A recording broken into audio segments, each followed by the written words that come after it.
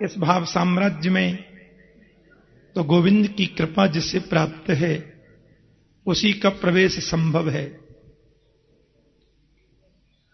माता यशोदा और समस्त ब्रजवासियों के अंतर हृदय में इतनी प्रसन्नता की अनुभूति हुई, सूरदास जी ने उसको गाया। आज गोविंद मैया बोलने लगे। एक और विचित्र बात है, बड़ा विशिष्ट वैचित्र है और बड़ी समझने की बात है।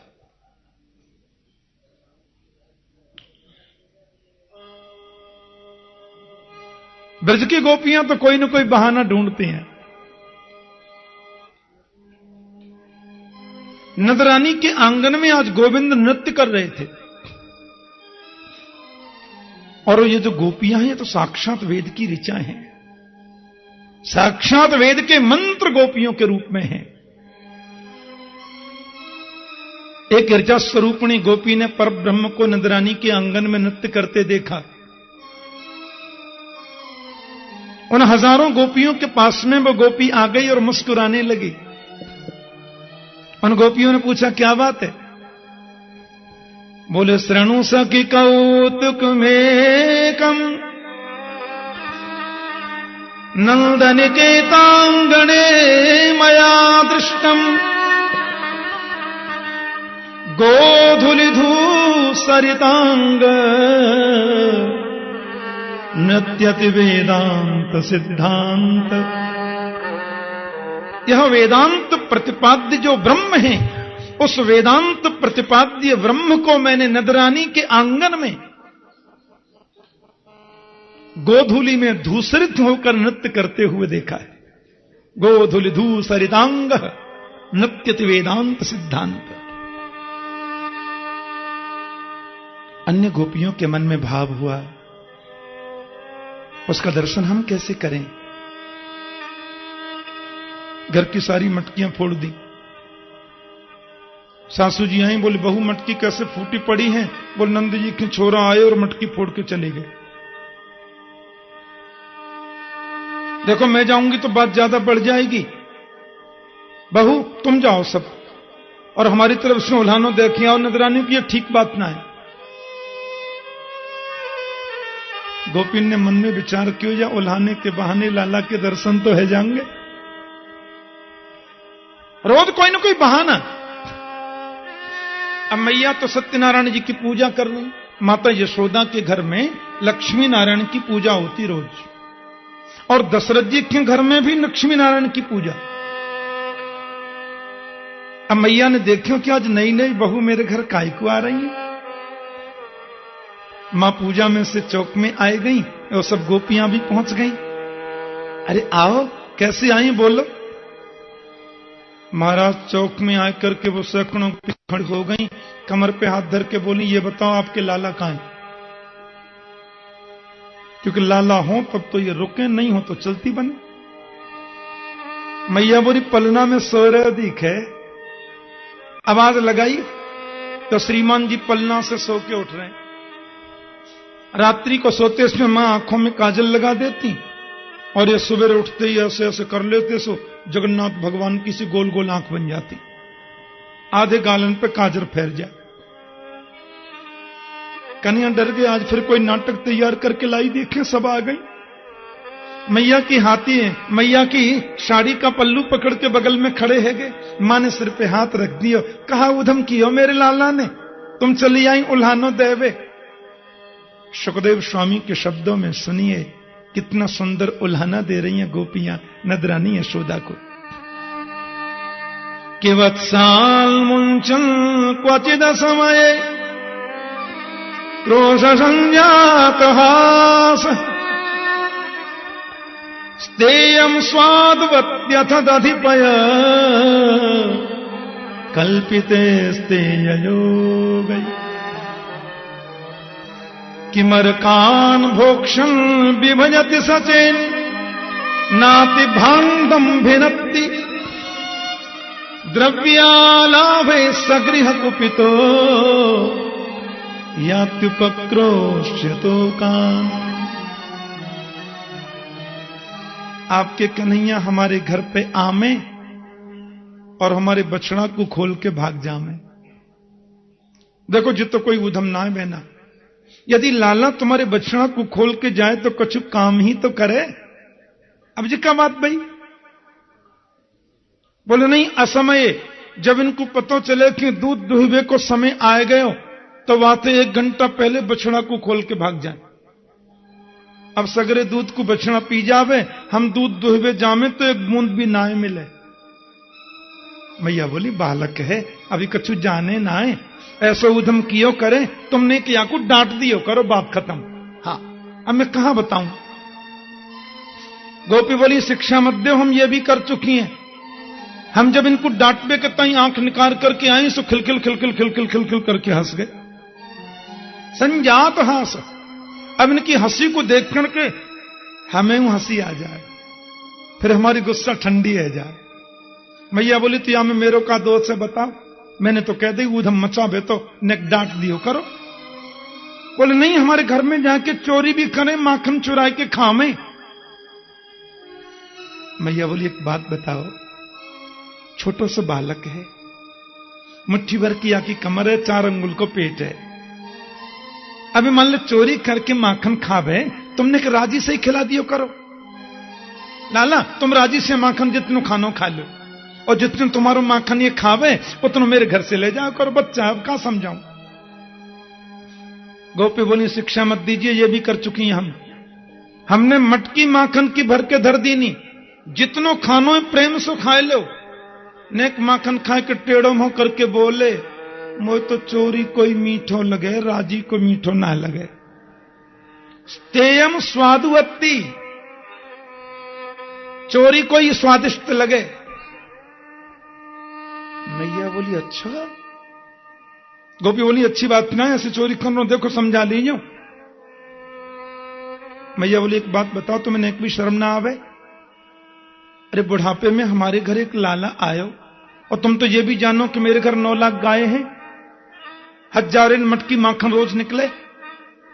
लाला ने एक माखन चुरा के भी खा ली हो, मान लो कितनों, ज्यादा से ज्यादा 50 ग्राम। एक छटाक माखन लाला ने खा लियो, तुम लानो लेके चली आई हैं? मेरे घर से 50 मटकी माखन की ले जाओ, कोई कम थोड़ा ही है मेरे घर में। मैया ने नाराज है गई। गोपी बोली आप तो नाराज है रही हैं। अजी आपके लाला चोरी करके भी खामे तो हमें बुरो नाए लगे। मैया बोली तो काई को लानो लाइयो। अजी ये खामे तो कोई बुरी बात ना है, पर ये अकेले थोड़ी खामे। कि मरकान भोक्षं विभजति सचेन नाति भांडम भिनत्ति। संग में पूरी मंडली चले, ऊपर बंदर मंडली, नीचे ग्वाल मंडली। हाँ इनकी मंडली है रजिस्टर्ड, बाको नाम है बाल गोपाल चौर्य विद्या प्रचार मंडल। हाँ, और उसके अध्यक्ष हैं 3.5 वर्षीय कृष्णचंद्र जी महाराज, उम्र है 3.5 वर्ष की। बंदरन को लुटामे। अच्छा मान लो बंदरन को माखन खवा दियो, कोई बात ना है, बच्चा भी खा लिए, कोई बात ना है।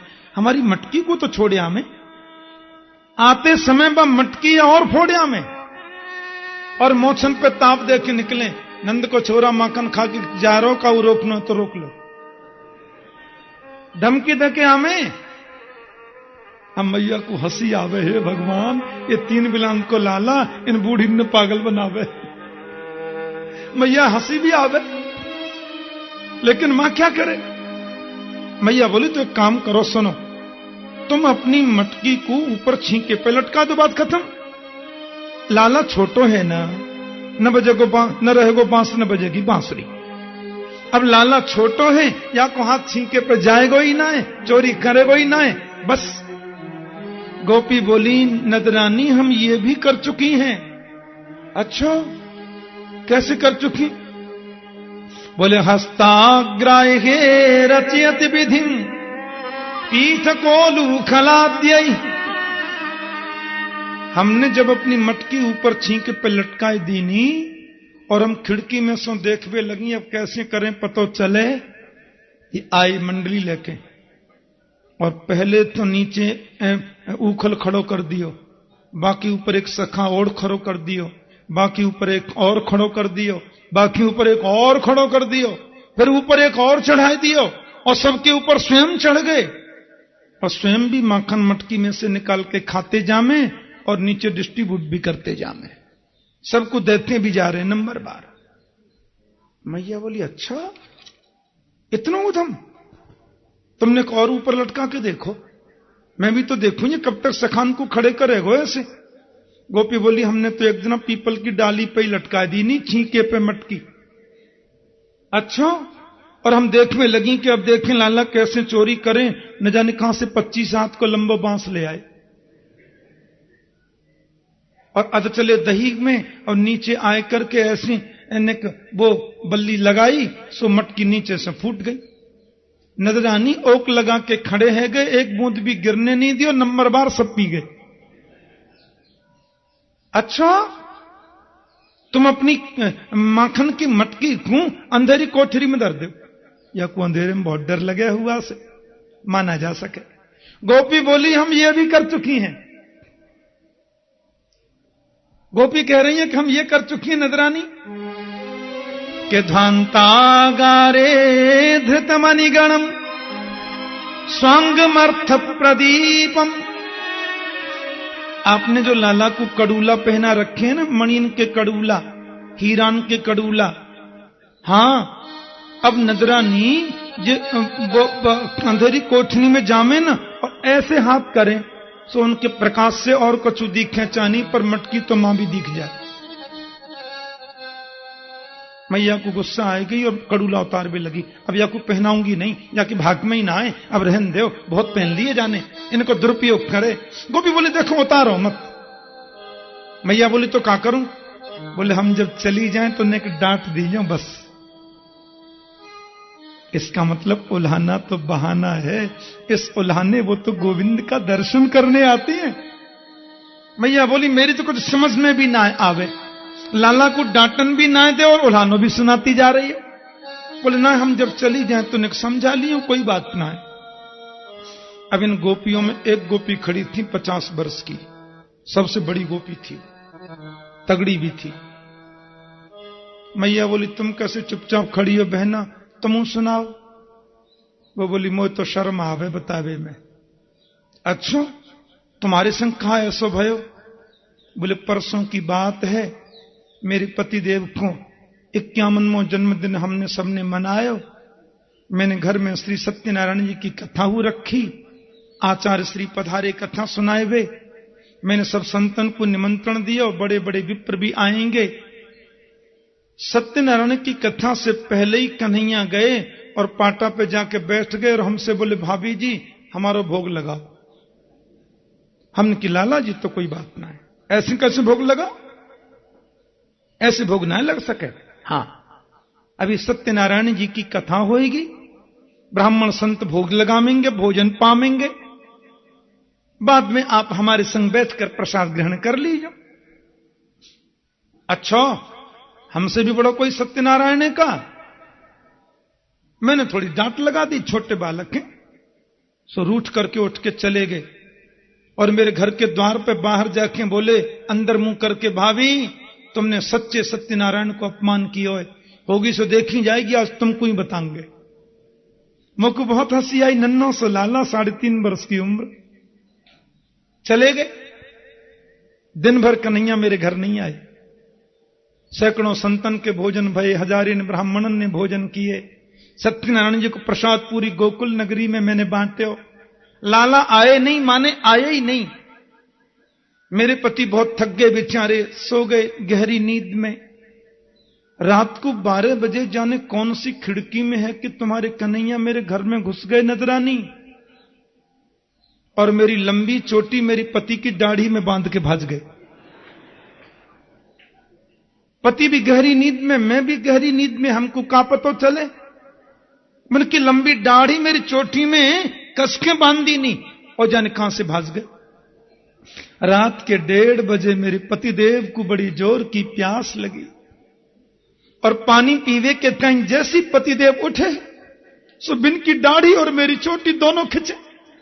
अब मैं हल्ला मचाऊं, क्या कर रहे हो, क्या कर रहे हो? पति बोले क्या कर रही हो, क्या कर रही हो? अजी क्या कर रहे हो? बोले क्या कर रही हो? बोले क्या कर रहे हो? बोले क्या कर रही हो? हम दोनों ही परेशान भाई। नजरानी दीपक जलायो, मेरे पति की दाढ़ी के 25% बाल उखड़ गए। ऐसो ऐसो ऊधम मचावे लाला। नजरानी को आई जोर से हंसी। अच्छा ये छोटो सो लाला इतना ऊधम? गोपी बोली आपके सामने छोटे दिखे, बाहर गली में जाते ही चौकड़ी भर के भागे, पेट में 1.5 हाथ की दाढ़ी है नजरानी। और परसों मेरे घर भी सत्यनारायण की कथा भाई, मैं पंजीरी भून रही रसोई घर में, सो मेरे पास जाकर बोले भाभी जी राम राम। मैंने कि आओ कन्हैया। ओहो आज तो लाला बड़ी जल्दी नहा के आ गए। बोले हाँ अब हम जल्दी नहावे। पर भाभी तुमने पूरे घर के आंगन में गोबर को चौका काय को दे रखे हो? हमने कही आज हमारे घर विशेष पूजा होएगी सत्यनारायण प्रभु की, मैया से कहियो वे जरूर पधारें, कथा सुनबे भी। हाँ हाँ मैया भी आएंगे और हम भी नहा लिए, हम भी आएंगे। पर भाभी जी एक तो बताओ तुम्हारे श्री सत्यनारायण जी कहां हैं? हमने की वो तो बरामदे में सिंहासन पे बैठे हैं, वहां पे मत जाइयो लाला, बच्चा ना जामे ऐसे पूजा में ना, हम तो दूर से दर्शन कर लेंगे। मैं पंजीरी भूनने लगी, आपके लाला चुपचाप बाहर गए, कुत्ता के 2 पिल्ला पकड़ के ले आए और दोनों पिल्ला लाए क्यों सत्यनारायण जी के सिंहासन पर बिठा दिए। कुत्ता के बच्चे बड़े अच्छे लगते हैं। परमानंद दास को ठाकुर लायो पिल्ला घेर, हमारे ब्रज में गाते हैं संत लोग। पिल्ला घेर के ले आए, बिठा दिए सिंहासन पे और बाहर जाके रसोई घर के जंगला पे लटक कर खड़े हो गए और भीतर झांक कर हमसे बोले भाभी ने कि अपने सत्यनारायण जी के दर्शन तो कर लीजो। मैंने कहा कोई गड़बड़ हो गया दिखे। मैं पंजीरी वंजीरी छोड़ के भागी, पूजा घर में देखा तो कुत्ता के पिल्ला बैठे 2 सिंहासन पर। मैंने दोबारा सत्यनारायण जी नवाए, पंडित जी बुलाए, प्रायश्चित पूजा कराई। ऐसो उधम एवं धार्ष्ट्यन्नु सदगुरु से मेघनादीनि वास्तव। अब देखो ये श्लोक तो बहुत गजब का है भागवत में।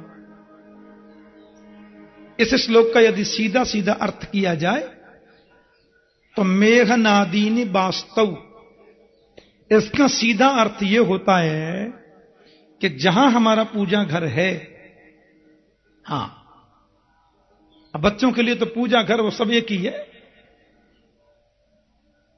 लेकिन जगतगुरु वल्लभाचार्य महाप्रभु ने देखा कि भगवान का चिन्मय शाश्वत जो विग्रह है उसमें मलमूत्रादि का होना तो असंभव है।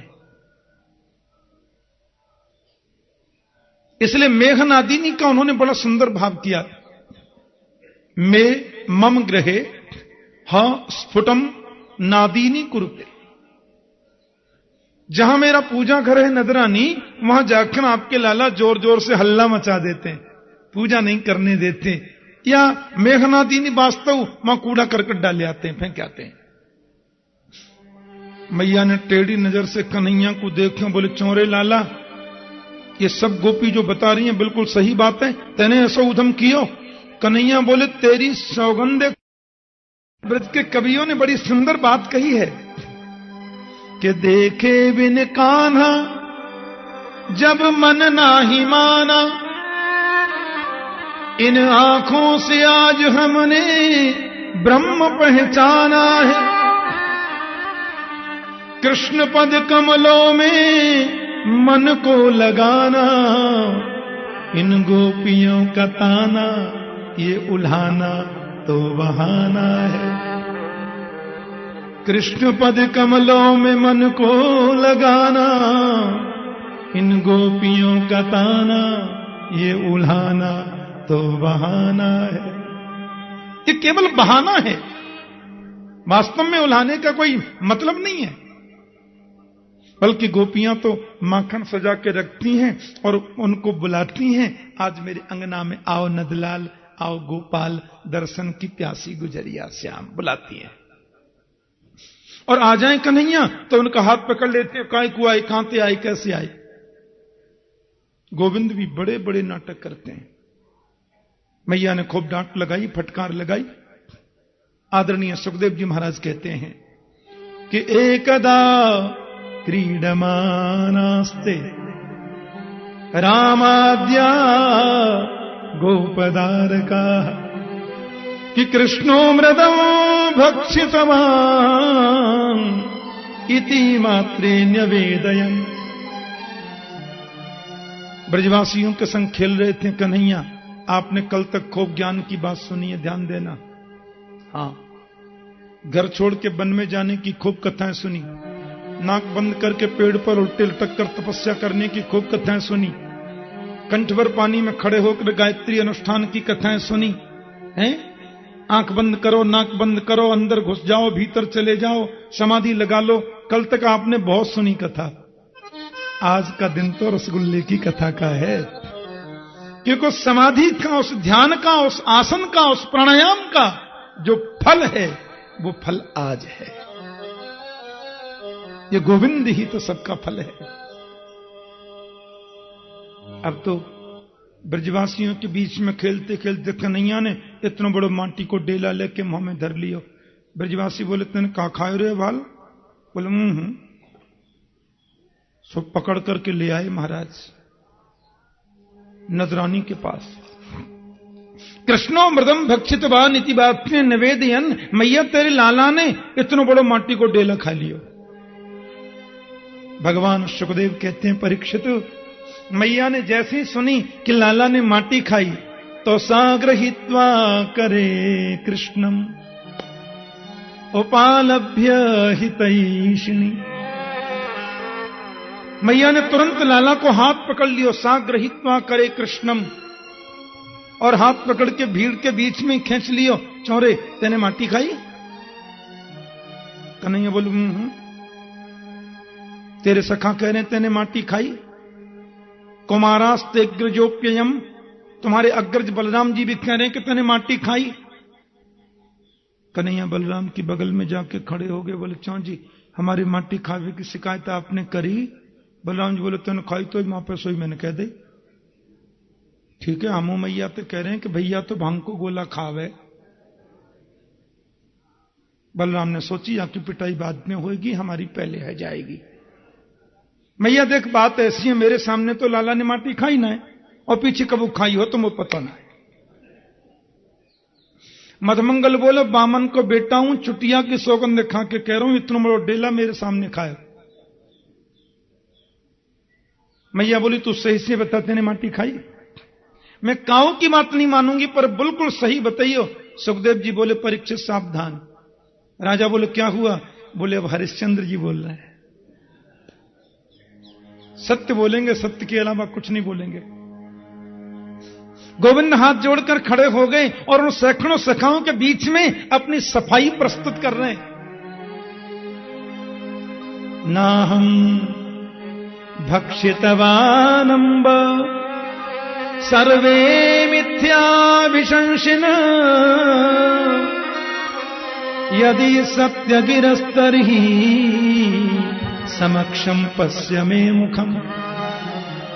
सब झूठे हो गए, ये ब्रजवासी सब झूठ बोले। मैया मैं तेरी सौगंध खा के कह रहा हूं, बिल्कुल मैंने माटी ना खाई, और सर्वे मिथ्या विशंसिन, ये सब झूठ बोले। और यदि सत्य गिरस्तर ही समक्षम पश्चिमे मुखम, तो कोई विश्वास न है तो हमारे मुंह में देख ले, हम कोई झूठ थोड़ी बोल रहे हैं। मैया बोली चल मुंह खोल के दिखा। आहा, कौन पकड़ लिया मैया ने, चल मुंह खोल। और जैसे ही मेरे गोविंद ने अपना मुखारविंद खोला, पूरा ब्रह्मांड कृष्ण के मुंह में दिखाई दे रहा है। सुखदेव जी कहते हैं परमात्मा की शक्ति है ऐश्वर्य शक्ति। उस ऐश्वर्य शक्ति ने सोचा इस ग्वालिनी यशोदा को पता नहीं जिसका उसने कान पकड़ा है वो चीज क्या है। मेरे को अवसर मिले तो मैं दिखाऊं कि जिसका तू कान पकड़ती है वो है क्या। और उस ऐश्वर्य शक्ति को मिल गया मौका। गोविंद ने जैसे ही अपना मुखारविंद खोला, संपूर्ण ब्रह्मांड कृष्ण के मुंह में दिख रहा है। ब्रह्मांड में जो 14 लोक हैं कृष्ण के मुखारविंद में दिखाई देते हैं। 14 लोकों में जो मुख्य 3 लोक हैं कृष्ण के मुंह के अंदर दिखाई देते हैं, और 3 लोकों में जो एक मृत्यु लोक है कृष्ण के मुख में दिखाई देता है, और मृत्यु लोक में जो 7 द्वीप हैं 7 द्वीप गोविंद के मुख में दिखते हैं। 7 द्वीपों में जो एक जम्बूद्वीप है वो कृष्ण के मुंह में दिख रहा है, और जम्बूद्वीप में जो 9 वर्ष हैं लाला के मुख में दिख रहे हैं, और 9 वर्षों में भारतवर्ष में फिर ब्रजमंडल में फिर गोकुल नगरी में नजरानी के 85 चौक का महल, और उस महल के द्वार पर लाला का कान पकड़ के मैया छड़ी दिखा रही हैं और गोविंद मुंह खोल के दिखा रहे हैं। यह दृश्य भी कृष्ण के मुंह के अंदर ही दिखाई दे रहा है। ऐसा विचित्र रूप। मैया बोली सपनों तो है ना, ये नदी नाले पर्वत पहाड़ गांव नगर, हे भगवान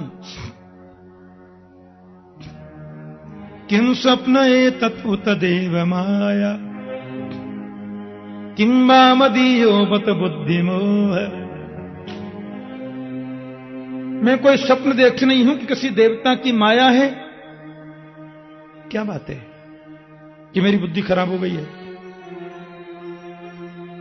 नजरानी के मन में यह भाव आने लगा कहीं ऐसा तो ना आए वो गर्गाचार्य जी कह रहे कि तुम्हारा बेटा नारायण समो गुणई, ये कहूं भगवान तो ना आए। और गोविंद ने देखा कि मैया के मन में ऐश्वर्य भाव आने लगा। एवं विदित तत्वायाम गोपिकायाम ईश्वर वैष्णवी व्यतनोन्मायाम पुत्र स्नेहमयीं विभुम। भगवान ने अपनी वैष्णवी माया को आदेश कर दिया, बोले यहां ऐश्वर्य शक्ति की जरूरत नहीं है, यहां माधुर्य शक्ति की आवश्यकता है, और जो कुछ भी मैया ने देखा तुरंत दूर करो। और महाराज जैसे ही ऐसा हुआ गप से मुंह बंद कर लिया। मैया बोली लाला मैंने तेरे मुंह में अबाल कच्चू देखियो। कन्हैया बोले सपना देखे होएगा ना बेटा, बड़े पर्वत पहाड़ देखे, बड़े नगर नदी नाले देखे। गोविंद ने मुंह खोल के दिखा, देखियो मेरे मुंह में तो कच्छू ही ना है। इतनी भोली है यशोदा। बोली तो फिर सपना ही होएगा बेटा, मोह का मालूम। बोलो जय श्री कृष्ण। वैष्णवी माया के आदेश से ऐसा हो गया। वैष्णवी व्यतनोन्मायाम पुत्र स्नेहमयीं विभुम। एक बात कहूं, यशोदा का मतलब क्या है? हम लोग थोड़ा चिंतन करें इस विषय पर। यशः ददाती थी यशोदा। देखना, राधा रानी की माता का नाम है कीर्तिदा, कीर्ति, और कृष्ण की मां है यशोदा। और व्याकरण में देखें, हम साहित्यिक भाषा में देखें तो कीर्ति माने यश और यश माने कीर्ति। कीर्तिम ददाती थी कीर्तिदा, यशः ददाती थी यशोदा। यश और कीर्ति एक ही तो मतलब है। गोविंद की लीलाओं का रसास्वादन करें, गोविंद की लीलाओं में अपने आप को सम्मिलित कर लें, भगवान की सेवा में समर्पित हो जाएं, फिर भी यश की कामना मन में न आने दें, वही यशोदा है। सवही मान प्रद आप विमानी। दूसरे को मान देना, स्वयं की आकांक्षा न रखना, यह विमानी का लक्षण है, यशोदा का लक्षण है। लाला दूध पी के सो गए थे और मैया प्रातः जल्दी उठी और उठकर के महाराज बस वो दही बिलो रही हैं।